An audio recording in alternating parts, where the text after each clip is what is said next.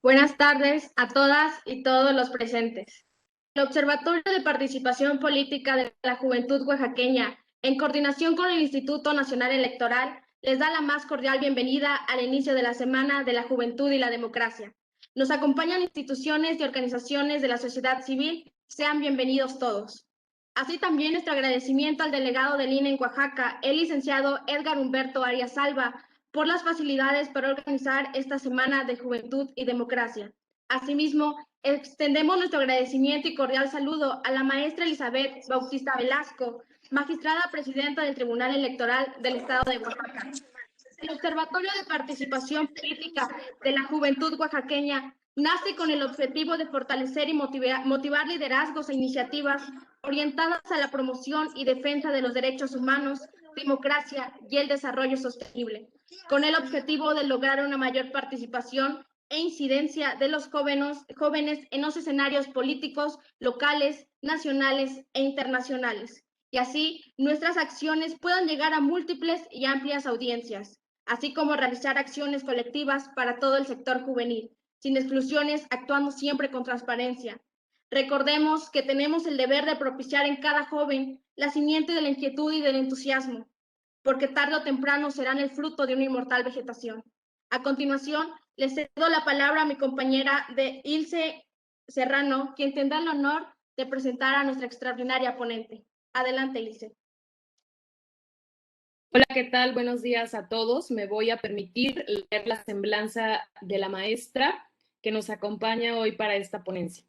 La maestra Elizabeth Bautista Velasco, magistrada presidenta del Tribunal Electoral del Estado de Oaxaca, es licenciada en Derecho por la Universidad Autónoma Benito Juárez de Oaxaca, con maestría en Derecho Constitucional y Amparo en la Universidad Nacionalista México y doctoranda de Derecho en la Universidad Autónoma Benito Juárez de Oaxaca. Docente en diversas universidades, entre ellas la Universidad Autónoma Benito Juárez de Oaxaca, Benemérita Universidad de Oaxaca, Instituto de Estudios Superiores de México, Campus Oaxaca, Universidad Anáhuac, Universidad La Salle Oaxaca, Universidad Nacionalista de México y Universidad Kazán. Ha participado como ponente en diversas mesas de análisis, talleres, diplomados y foros en materia electoral, en diferentes tribunales electorales locales de la República, tales como el Tribunal del Estado de Chiapas, Tribunal Electoral del Estado de Veracruz, Tribunal Electoral del Estado de Tabasco, entre otros, así como en las diferentes universidades. También ha participado en conversatorios organizados por la Barra de Abogados Carlos Santiago Nino, Asociación de Magistradas y Magistrados Electorales Locales de los Estados Unidos Mexicanos, AC, Judicatura Electoral Local Federalista y Democrática, Red Nacional de las Mujeres Defensoras de la Paridad en todo el estado de Oaxaca.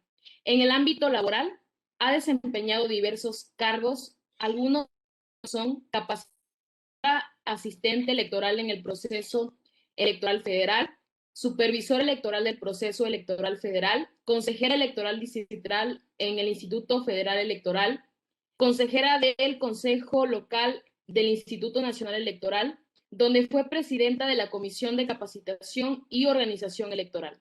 Actualmente es integrante de la Asociación Mexicana de Consejeras Estatales Electorales, AC, así como de la Asociación de Magistradas y Magistrados Electorales Locales en los Estados Unidos Mexicanos, AC, Judicatura Electoral Local Mexicana, Federalista y Democrática.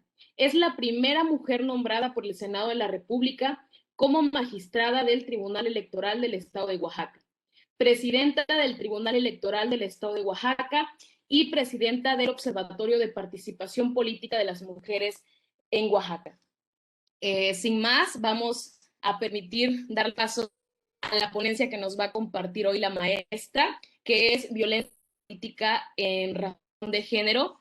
También quiero mencionar que por favor a todos los chicos que hoy participan en este ciclo de ponencias, si pueden por favor prender sus cámaras para que la maestra se sienta acompañada por nosotros. Y bueno, sin más, le doy el uso de la voz, maestra. Adelante. Muchísimas gracias. Es un honor para mí estar en esta reunión. Agradezco al observatorio por los Derechos Político-Electorales de la Juventud Oaxaqueña, presidido por el colectivo estudiantil oaxaqueño, encabezado por Cristian García Cruz. Me gustaría comentar de inicio un panorama de la juventud en nuestro país y en nuestro estado. La Organización de las Naciones Unidas, la ONU, considera a los jóvenes aquellas personas con edades comprendidas entre los 10 y los 24 años. La Organización Mundial de la Salud creó en el año de 1986 una escala según la cual la juventud va desde los 10 hasta los 30 años. En nuestro país, el INEGI considera a la población joven aquella que comprende los rangos de edad entre los 15 y los 29 años.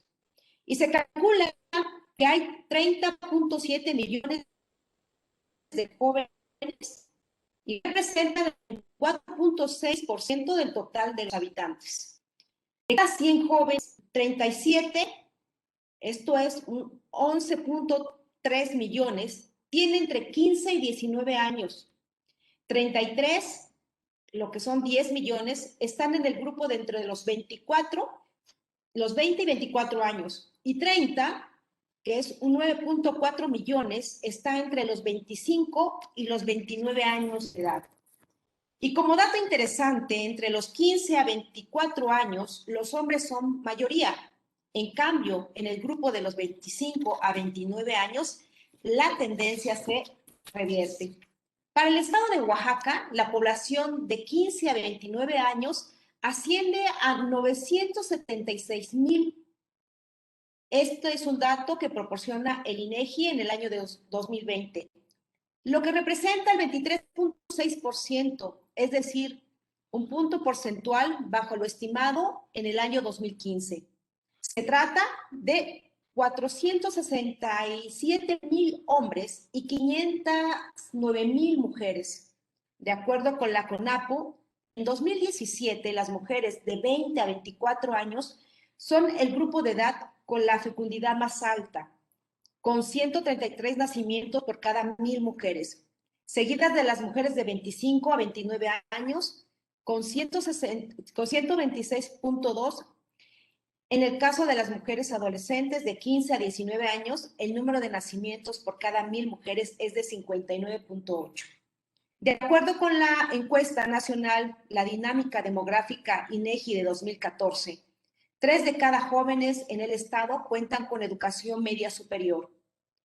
37.5% cuentan con secundaria, 11.6% con primaria completa y 11.2% con educación superior.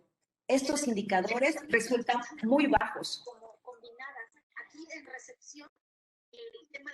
Adicionalmente, existen importantes brechas. Si me ayudan con su audio de quienes lo prenden, por favor. Por ejemplo, estas brechas serán entre la juventud indígena.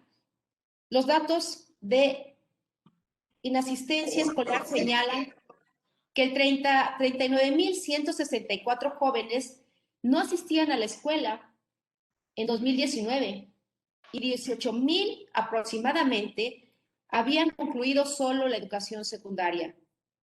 Los jóvenes indígenas pertenecen a un grupo que se encuentra afectado por el fenómeno de la migración interna en zonas urbanas, debido a una mayor oferta de empleo, educación y de servicios. La mayor parte de estos jóvenes obtienen los trabajos más básicos, con mano de obra barata, pues no se encuentran especializados. Sin embargo, el acceso a la tecnología ha permitido cambios culturales importantes y de participación e interés en la vida pública. En efecto, los avances en las tecnologías de la información y comunicación, las TIC, han aumentado. La población joven está particularmente bien posicionada para beneficiarse de esos desarrollos, dada su temprana familiaridad con las tecnologías digitales. Una de las encuestas más recientes que aborda el uso de las tecnologías es la encuesta nacional sobre la disponibilidad y uso de tecnologías de la información en los hogares. en 2019, que estima que la población joven, el 91% dispone de un teléfono celular, el 40% usa computadora portátil y el 32% emplea computadora de escritorio. ¿Cómo están los indicadores de participación política? Según la Asociación Mexicana de Internet, el 36% de los usuarios tiene entre 18 y 34 años y la mayoría de ellos están interesados en la política. Ha habido nuevas expresiones de participación juvenil a partir de la difusión en redes sociales. Por ejemplo, en el año 2012, el movimiento Yo Soy 132 motivó planteamientos críticos sobre la relación entre medios y sociedad política. El colectivo Verificado 19S, durante los días posteriores al temblor del 19 de septiembre de 2017, investigaba los mensajes difundidos en redes sociales y determinaba si era información verdadera o falsa. Así, una decena de jóvenes con computadoras e internet contribuyeron a hacer eficiente la ayuda a los damnificados. Como característica en común de esta generación es que comparten una cultura tecnológica y han crecido en una realidad dominada por las pantallas de ordenadores, celulares, tabletas electrónicas y televisores, lo que les permite ser altamente competentes en los recursos ofertados por la web. Por tanto, suelen estar altamente activos en las redes sociales. Sin embargo, algunos datos de la Encuesta Nacional de la Juventud 2012 indican que el 90% de los jóvenes les interesa poco o casi nada la política. El desinterés por la política y en particular por la participación política se debe en parte a la imagen actual de la sociedad tiene hacia la política y en particular a la falta de atención a su participación. El Instituto Nacional Electoral identificó que las y los jóvenes de entre 20 y 29 años son quienes menos votaron en el año 2014-2015. Además, pocos participan en organizaciones, asociaciones o equipos de trabajo. Afirman que no han pertenecido a estos grupos por falta de tiempo o porque creen que no sirven. Esto es contrastante cuando hablamos de su participación en movimientos sociales, como acciones de protesta, marchas, plantones o bloqueos. También, en contraste con esos indicadores de falta de participación juvenil, según los registros del Instituto Nacional Electoral, los jóvenes de entre 21 y 25 años son los que más solicitaron ser observadores electorales en el proceso electoral 2015-2018.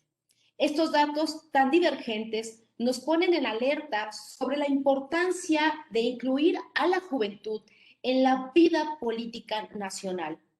Afortunadamente, se comienza a revertir esta problemática con esfuerzos institucionales para incentivar la educación cívica o bien a través de lineamientos emitidos por las autoridades electorales para que los partidos políticos incorporen fórmulas de jóvenes en la integración de las planillas.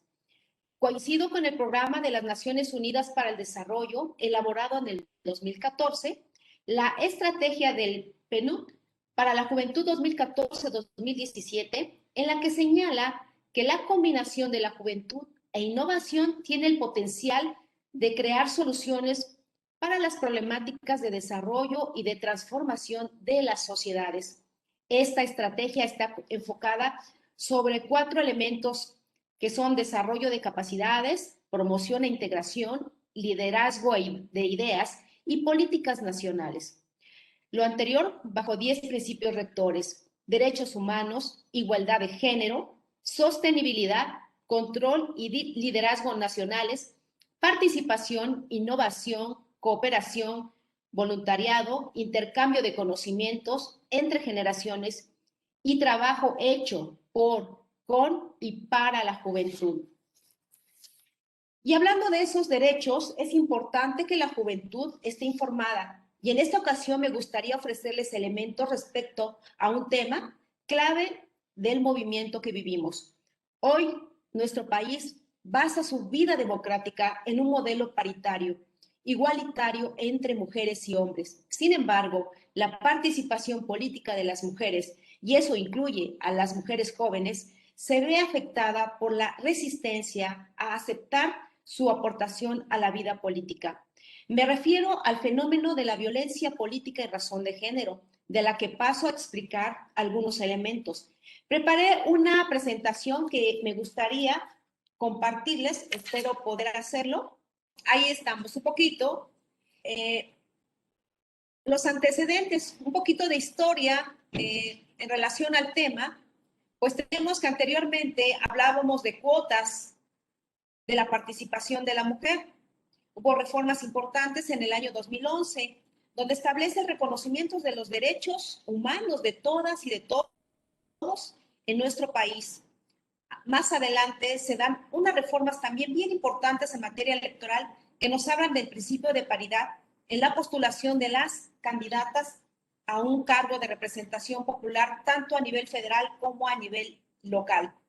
Pero teníamos cuotas, anteriormente eran 30-70, después hablábamos de cuotas de 60-40, y como, pues para comentarles, de que por supuesto las mujeres entraban en la cuota de 40 y los hombres en la cuota de 60. Pero ya con estas reformas, al principio de paridad, es que se da la paridad en todo, y esto es muy importante porque son reformas a la Constitución Federal y la paridad transversal. ¿Qué quiere decir esto? Que las mujeres tienen que deben de ocupar cargos de representación, no solamente cargos de representación popular. Las mujeres tienen el derecho de estar en todos los cargos donde se toman decisiones. ¿Por qué? Porque se tenía el conocimiento, se tenían los datos de que las mujeres no llegaban a estos cargos de representación y tampoco llegaban a cargos donde se tomaban decisiones importantes, tanto en el poder ejecutivo, en el poder legislativo y en el poder judicial. Se daba en el nivel federal, local y municipal. Las mujeres eran excluidas de estos espacios donde se podía decidir y se podía incidir para todo lo que fuera parte de las decisiones en nuestro país. Con estas reformas, que son muy importantes, se da la reforma local, donde también se armoniza la norma local y ya se establece que también en Oaxaca, en mayo, el 30 de mayo se publica, debe existir paridad en todo. La siguiente, por favor, licenciado Yair. Entonces tenemos acá también un esquema de la legislación internacional en materia de derechos humanos de las mujeres. El Sistema Universal de los Derechos Humanos, el Sistema Interamericano de los Derechos Humanos, la Declaración Universal de los Derechos Humanos, la Convención Americana de Derechos Humanos o Pacto de San José, el Pacto Internacional de los Derechos Civiles y Políticos, la Convención Interamericana para Prevenir, Sancionar y Erradicar la Violencia contra la Mujer, la Convención Belém do Pará, Convención para la Eliminación de todas las formas de discriminación contra la mujer o CEDAW. Todo este marco normativo es el que nosotros tenemos, donde en resumido podemos decir que la mujer tiene todo el derecho y el reconocimiento de ejercer sus derechos humanos, también su vida libre de toda violencia, y que todo lo que ellas hagan, todo lo que realicen y todo lo que puedan expresar sea, por supuesto, libre de toda violencia. La siguiente, por favor, licenciado Yair, si es tan amable. Hablemos de las reformas legislativas de paridad y de violencia política en razón de género en México. La siguiente, por favor. Estas reformas son muy importantes. Como lo comentaba, la reforma constitucional denominada paridad en todo o paridad transversal garantiza la plena participación de las mujeres en los asuntos públicos de nuestro país y el ejercicio de sus derechos libres de toda violencia por el hecho de ser mujeres, es decir, protege los derechos humanos de las mujeres. Como les comentaba, se armoniza la norma federal con la norma estatal aquí en nuestro estado de Oaxaca. La siguiente, por favor, licenciado. ¿Por qué se llama paridad en todo? La reforma paridad en todo significa que debe haber igualdad entre hombres y mujeres en cargos de elecciones y en la función pública. Como les comentaba ahorita, tanto en los tres poderes, ejecutivo, legislativo y judicial, así también en los estados, en los poderes ejecutivo, legislativo y judicial, y en los municipios. en las candidaturas de los partidos políticos a todos los cargos de elección popular. Entonces ya no hablamos de cuotas, ya no, la palabra cuota quedó atrás. Ahora tenemos que hablar ya de paridad en todo. La siguiente, por favor, licenciado. La reforma en materia de violencia política en razón de género. Porque, como les comenté, el Senado de la República hace una serie de ajustes a diferentes leyes secundarias, y aquí están algunas de ellas. La Ley General de Acceso a las Mujeres a una Vida Libre de Violencia, donde ya define qué es la violencia política y establece las acciones, las omisiones, incluso la tolerancia que puede configurar violencia política. La Ley General de Instituciones y Procedimientos Electorales, la Ley General del Sistema de Medios de Impugnación en materia electoral, la Ley General de Partidos, la Ley General en materia de delitos electorales, la Ley Orgánica de la Fiscalía General de la República, la Ley Orgánica del Poder Judicial de la Federación. ¿Con qué intención se hacen todas estas reformas? Por algo muy importante, para prevenir, para atender, para sancionar, para reparar y para erradicar la violencia política en razón de género, que estamos obligadas todas las instituciones a nivel federal y, por supuesto, a nivel local. La siguiente, por favor, licenciado. Muchas gracias.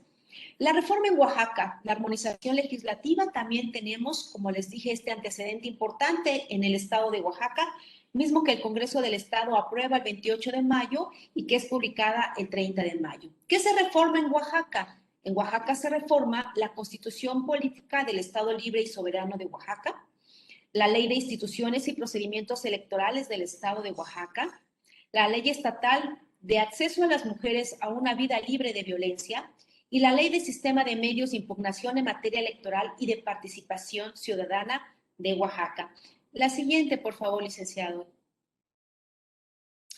En esta armonización, ¿qué es lo que se establece? Bueno, por lo que toca la Constitución, que se puede decretar la nulidad de una elección por causas de violencia política en razón de género.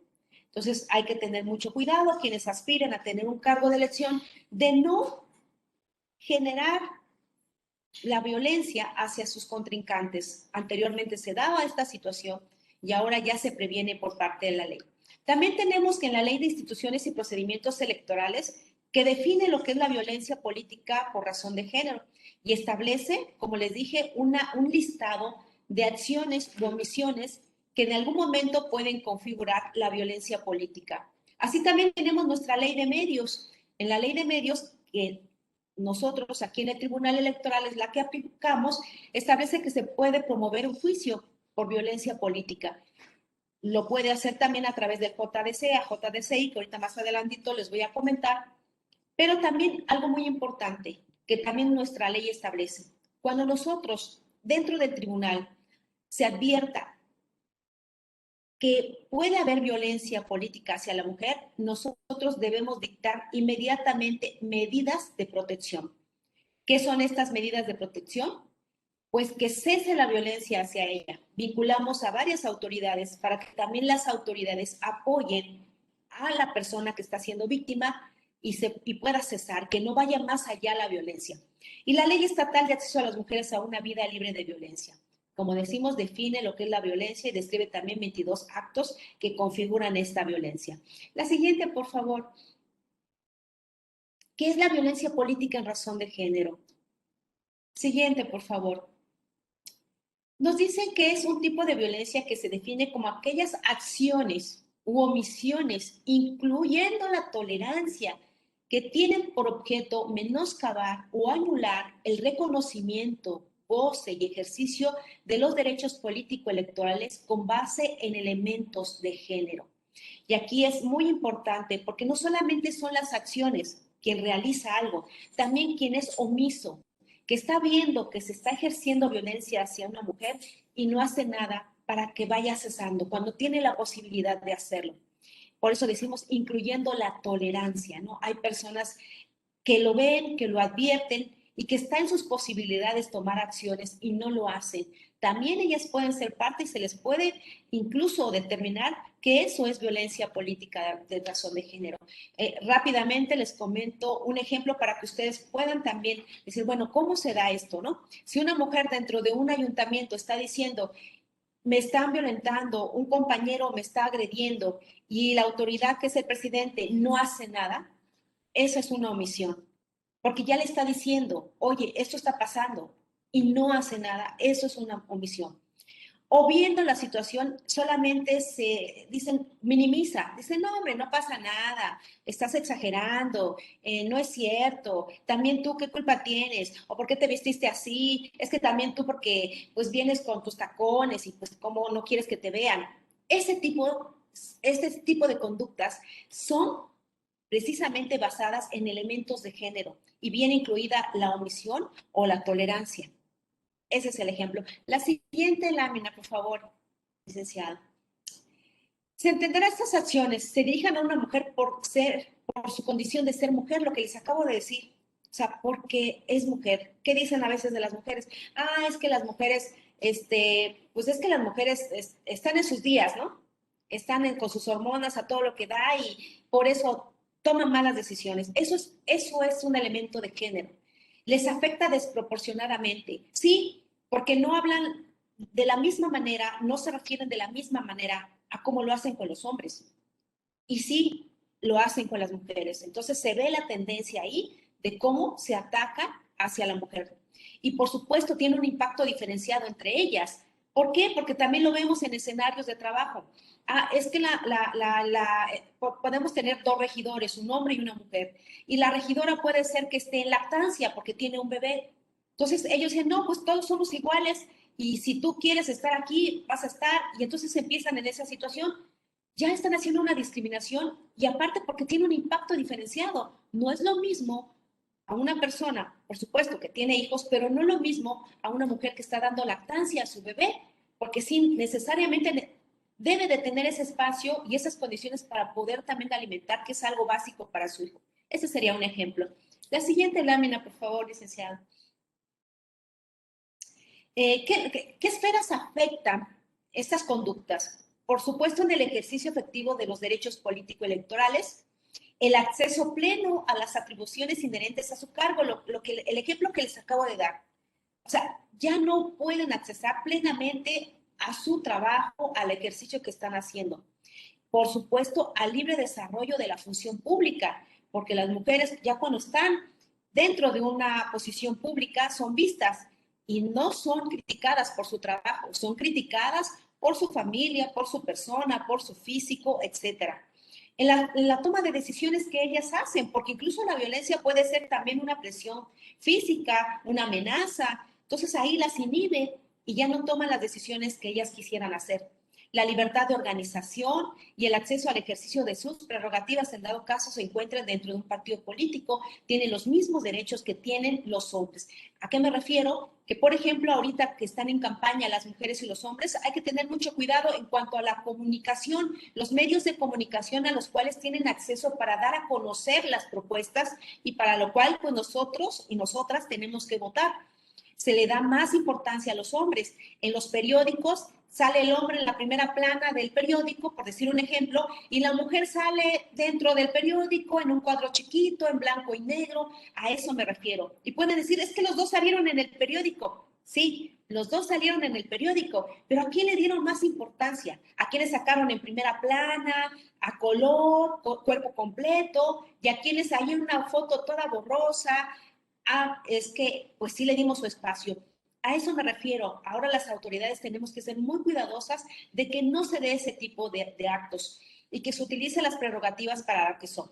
¿Dónde se puede dar? Dentro del proceso electoral, fuera del proceso electoral y puede ser en cualquier momento.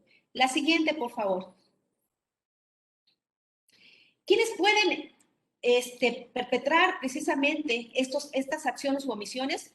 Servidores públicos, superiores jerárquicos, colegas de trabajo, dirigentes de partidos políticos, militantes, simpatizantes, precandidatas o precandidatos, porque la violencia no solamente viene de hombres a mujeres, la violencia también se puede dar de mujeres a mujeres. También puede haber violencia por los medios de comunicación o en particular grupos de personas o agentes estatales. La siguiente, por favor. Algunas conductas que pueden configurar la violencia entre precandidatas y candidatas. Dificultar o impedir el registro de su candidatura, obstaculizar su campaña, calumniar, difamar, injuriar, descalificar con base en estereotipos de género, lo que ahorita les comentaba, amenazar para que renuncie a su candidatura, hacer presión hacia ellas. La siguiente, por favor. Algunas conductas que pueden configurar durante el ejercicio del cargo. Digamos, son aquellas mujeres que ya están en el ejercicio del cargo. ¿Qué les pasa? Les impiden o le dificultan la toma de protesta o amenazarla de que renuncie a su cargo. Omitirle la convocatoria, ocultar información para impedir que pueda asistir a las sesiones y pueda opinar, proporcionar la información incompleta, falsa en el ejercicio de su desempeño, divulgar imágenes o información privada para difamarla o denigrarla, que se da. No, esto no es letra muerta. Sí tenemos casos en el tribunal donde han acudido las mujeres a denunciar lo que aquí les estoy poniendo en la gráfica. Restringirlas o negarles el recurso necesario para el adecuado desempeño de su cargo, imponer con base en estereotipos de género, tareas ajenas a sus funciones. Por supuesto, ¿no? Hay cosas que ellas no pueden realizar, pero las obligan a hacerlo. Y por supuesto, y pedirles, si en dado caso ellas piden licencia, les impiden regresar. El ejemplo que les daba ahorita de la mamá con el bebé, incluso hay mujeres que pues están en gestación con su bebé, piden permiso para poder tener a su bebé y cuidarlo unos días. Cuando regresan ya no las dejan regresar. Dicen, no, pues tú abandonaste el cargo, no te interesa, y pues ya decidimos aquí entre todos que ya no te queremos, porque ya estamos trabajando bien nosotros. No, eso no puede ser. Entonces, cuando se den ese tipo de situaciones, hay que denunciarlo y, por supuesto, nosotros aquí en el tribunal, para los temas estatales, conocemos. La siguiente, por favor, licenciada. Otras conductas, restringir o anular su derecho al voto, obstaculizar a las mujeres los derechos de asociación o afiliación política. Todas tienen derecho, todas, de poder participar en la vida política, afiliarse a los partidos políticos. También restringir sus derechos con base en tradiciones, costumbres. Saben ustedes que aquí en Oaxaca tenemos 417 municipios que se rigen por usos y costumbres o sistemas normativos. Aun cuando se rijan por sus usos y costumbres, no se pueden violentar sus derechos humanos de las mujeres. Y cualquier otra acción o conducta u omisión que lesione o dañe la dignidad, integridad y la libertad de las mujeres en el ejercicio de sus derechos político-electorales de todas. La siguiente, por favor, licenciado. Vías para la defensa ante la violencia. ¿Qué podemos hacer entonces si ya advertimos que hay violencia política? Pues derivado de las reformas, tenemos lo que es el procedimiento especial sancionador. Es el reconocimiento, por supuesto, que a través de esta vía podemos dictar una sanción a una persona que esté violentando. ¿Quiénes hacen esto? De primer momento lo conoce el Instituto Estatal Electoral y de Participación Ciudadana de Oaxaca. Ellos también pueden dictar medidas cautelares en materia de violencia, ¿sí? Para que no se siga generando la violación, medidas de no repetición y reparación integral de la víctima. Y como les dije, dentro de las reformas que ya les había comentado, la nulidad judicial precisamente de una elección por el hecho de haber ejercido violencia hacia una mujer. La siguiente, por favor. ¿Cuáles son las vías para las cuales hacerlo? Bueno, ante este tribunal, como les comenté en un momento, la queja se interpone ante el Instituto Estatal Electoral y de Participación Ciudadana de Oaxaca. ¿Qué hace el instituto? Pues crea un expediente, integra un expediente que es precisamente el procedimiento especial sancionador. Y una vez que ya está integrado el expediente, lo remite aquí al Tribunal Electoral del Estado de Oaxaca para que nosotros, como magistrados, revisemos todas las actuaciones y determinamos según ellas, si se acredita efectivamente estos actos y por lo consecuente se sanciona a la persona que ejerce violencia política en razón de género y se protege a la mujer que es violentada también. O bien, también se puede hacer ante los juicios, que tenemos 2 juicios, los 2 son juicios ciudadanos, el JDC es un juicio ciudadano que se da también por violación a los derechos, y el juicio ciudadano o de la ciudadanía por los sistemas normativos internos que también tenemos, como les acabé de comentar, las comunidades que lo tienen. La siguiente, por favor, licenciado Yair. Tenemos entonces,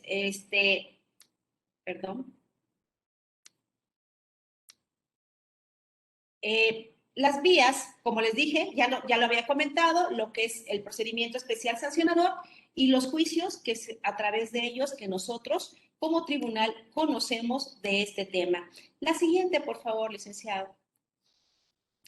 3 principales criterios con los que se juzga la violencia política en razón de género. La siguiente, por favor, si están amables. Debemos de juzgar con perspectiva de género, la obligación de reconocer la particular situación de desventaja en la cual históricamente se han encontrado las mujeres respecto a los hombres, precisamente como consecuencia de las construcciones socioculturales de lo que se ha entendido como lo femenino y lo masculino. Es importante identificar, ¿sí?, estas situaciones para poder nosotros analizar el contexto bajo el cual se encuentra una mujer. Lo que ahorita les comenté, está siendo violentada y a veces dicen los hombres, es que pues, está exagerando, pero no es así. A veces es la única mujer dentro de una regiduría cuando todos sus compañeros son hombres o cuando se encuentran en cierta posición donde la gran mayoría son hombres y ellas son mujeres y están solas. Entonces, en una situación así de desventaja, como tribunal tenemos que advertirlo y tenemos que tomarlo muy en cuenta. La siguiente, por favor. Es importante también los criterios bajo los cuales nosotros tenemos que analizar estas conductas que violentan a la mujer. Primeramente, si sucede en el marco del ejercicio de los derechos políticos electorales o en el ejercicio de un cargo público, es perpetrada por el Estado o sus agentes, superiores jerárquicos, colegas, lo que ya les había yo comentado. Es simbólica, verbal, patrimonial, económica, física, sexual o psicológica. Nosotros debemos de acreditar en su momento estas acciones o omisiones, pero es muy importante lo que diga la víctima. Nosotros no debemos ignorar lo que ella nos está comentando, porque hay ciertas acciones que tampoco no se tiene ni siquiera testigos, como aquellas que pueden ser psicológicas, aquellas que pueden ser sexuales, no tenemos testigos. Entonces tenemos que dar por cierto incluso el dicho de la víctima y concatenar lo que ella dice con todos los elementos de una manera integral. Por supuesto, ¿cuál es el objeto? Menoscabar o anular el reconocimiento de sus derechos. Y lo más importante, que se dirige a una mujer por ser mujer, tiene un impacto diferenciado entre las mujeres y afecta desproporcionadamente a estas mujeres. La siguiente, por favor. También es muy importante comentarles que nosotros tenemos que juzgar bajo un enfoque intercultural e interseccional. La discriminación, los prejuicios o estereotipos sobre la condición de las mujeres indígenas o afromexicanas ahondan las desigualdades.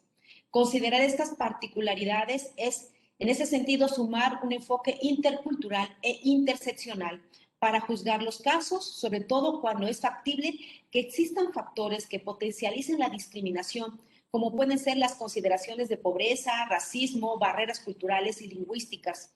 No todas las mujeres tenemos las mismas condiciones ni gozamos de las mismas oportunidades. Es importante nosotros, quienes juzgamos o quienes estamos en instituciones, tenerlo muy presente. No es lo mismo las mujeres que se encuentran aledañas a la capital o en la capital de Oaxaca que las mujeres que se encuentran en zonas más alejadas de la capital. Tenemos que tenerlo en cuenta, las condiciones que tienen. A veces son madres solteras, a veces tienen hijos, tienen problemas incluso de salud. Todo eso inhibe también sus derechos. La falta de recursos, a veces ellas no pueden denunciar porque también es un largo caminar y deben de tener recursos para poder moverse, venir hasta la capital, denunciar. Esto también les afecta demasiado a las mujeres. Y no pensemos que todas las mujeres tenemos el mismo conocimiento o tenemos la misma información o sabemos a dónde ir. No, por eso es muy importante que esta información que les estoy compartiendo, y de hecho les voy a compartir las diapositivas, por supuesto que sí, tengan la oportunidad de difundir. Tenemos que llegar a los oídos de muchas más mujeres. La siguiente, por favor, licenciada. Muchas gracias. Pues si dejamos de compartir ya para cerrar con lo que estaba yo comentando, me fui un poquito rápido, espero haya sido muy claro, tampoco las quiero aburrir, los quiero aburrir, pero quiero que tengan ustedes este primer acercamiento con el Tribunal Electoral del Estado de Oaxaca. El tribunal conoce de la materia político-electoral. Nosotros vemos la violencia precisamente en esa esfera político-electoral. La violencia no nada más está en el tema político, la violencia está en todos los sectores y tenemos nosotros que erradicarlo y tenemos que conocerlo. Hay muchas mujeres que no saben si son violentadas porque no saben cuáles son esas conductas y ellas dicen que están bien, o sea, ellas no sienten. Cuando empiezan a advertir y empiezan a conocer, es cuando dicen, ok, entonces sí estoy siendo violentada. Por eso les decía, la violencia no viene nada más de un hombre a una mujer. O sea, no, a veces la violencia viene de mujer a mujer y se da. Entonces tenemos que respetar, tanto hombres como mujeres, nuestros derechos, nuestra libertad de expresión, nuestros puntos de vista. Tenemos que ser muy, muy respetuosos. Y por eso lo decía al inicio de mi intervención, cuando hablaba de las redes sociales y que ustedes están en una época distinta a la nuestra. Yo pasé por la escuela sin saber de celular. Yo tenía mis monedas para echarlas en el teléfono y decirle a mi mamá, ya voy a la casa. Tenemos ahora esa posibilidad de tejer estas redes que nos permitan tener información, información que podamos nosotros compartir, pero que sea información objetiva, clara, certera, confiable, para no difundir información que pueda generar incluso incertidumbre hacia los demás.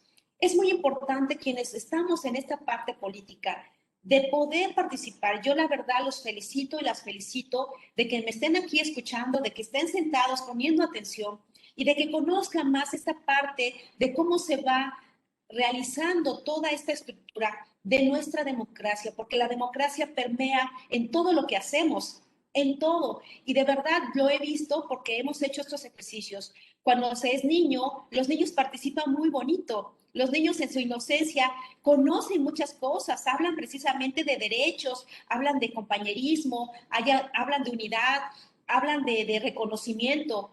Van pasando los años y por supuesto los jóvenes tienen muchas inquietudes, muchos proyectos, muchas necesidades. La escuela, el trabajo, entonces empiezan a estar inmersos en otras actividades distintas y cuando se dan cuenta ya son jóvenes incluso con responsabilidades y con esta obligación de poder conocer. El voto es muy importante, el voto hace la diferencia y quienes hemos estado unos años más adelante que ustedes y que hemos visto la historia, vemos cómo el voto incide en los cambios que se puedan hacer para quienes están ahí representándonos. Tenemos que apostarle también a las mujeres. Somos más del 50% de mujeres estadísticamente en Oaxaca y en el país. Somos más mujeres que hombres. Apostémonos a las mujeres también. Las mujeres también tienen este derecho de estar, porque una cosa es registrarse como candidatas, 50-50, no puede ser menos, pero otra cosa es apostarle a que la mujer llegue a estar en un cargo de representación. Tenemos que dar ese siguiente paso y ustedes van a ser esa generación que va a marcar esa diferencia, que ahorita lo estoy diciendo simplemente porque veo, no se llega a donde está uno sin la lucha de las mujeres. Sí, soy la primera mujer nombrada por el Senado de la República, pero no es un mérito mío nada más, es un mérito también y un reconocimiento a aquellas mujeres que han luchado para que se nos vea, para poder nosotras también estar en estos espacios. Y es así como le apuestan a las mujeres, por supuesto. ¿Se tiene que ser crítica en el trabajo que hacemos? Claro que sí, en el trabajo, pero no así en nuestra persona, en nuestra vida privada, en nuestra parte muy particular. Tenemos que empezar a hacer las diferencias.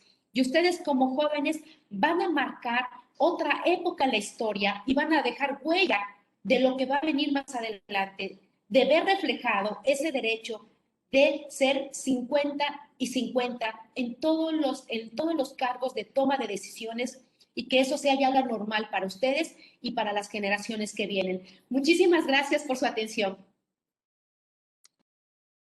Muchísimas gracias a usted, magistrada, por la excelente ponencia que nos acaba de regalar y pues agradecerle por empoderar a la juventud y a las mujeres de Oaxaca. Y si nos da permiso, vamos a realizar 2 preguntas que fuimos seleccionando en el chat.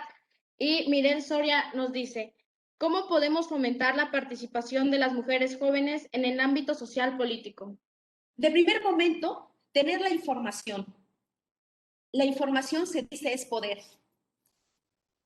Por eso les comentaba ahorita, el que nosotros podamos ir difundiendo esta información permite también que dé confianza. Le tenemos miedo a lo desconocido. Le tenemos desconfianza a lo que no conocemos. Si nosotros empezamos por difundir la información como lo están haciendo ustedes, por invitar a los jóvenes, cada vez los jóvenes van a conocer más el terreno donde están y les va a permitir tener una visión distinta para poder organizarse. ¿Qué más tenemos que hacer? Pues contar las experiencias, ver cuántos jóvenes están participando en la política, hacer un estudio después del proceso electoral y invitar a aquellas jóvenes y jóvenes, hombres y mujeres que están participando, cómo les fue en la participación. Las experiencias son importantes, hay que tomarlas para poder hacer cambios o reforzar. Entonces, creo que eso es muy, muy importante para que los jóvenes empiecen a incidir en la vida política. Muchas gracias, magistrada. Y tenemos otra pregunta en el chat de Emilia Mendoza. ¿Qué ha hecho el gobierno para promover la igualdad de género? Como les comentaba hace un momento, ha sido una lucha muy difícil. Pareciera que como mujeres tenemos que pedir, no tenemos que pedir nada, ya es un derecho que tenemos. Ya está plasmado en la Constitución, ya está plasmado en leyes secundarias. Necesitamos que las autoridades que se encuentran obligadas a hacer cumplir la ley, lo hagamos. A la par también el gobierno debe realizar políticas públicas encaminadas a que también los jóvenes puedan estar participando y también puedan tener pues los elementos, las condiciones para poder hacerlo. No es un trabajo nada más de un tema aislado.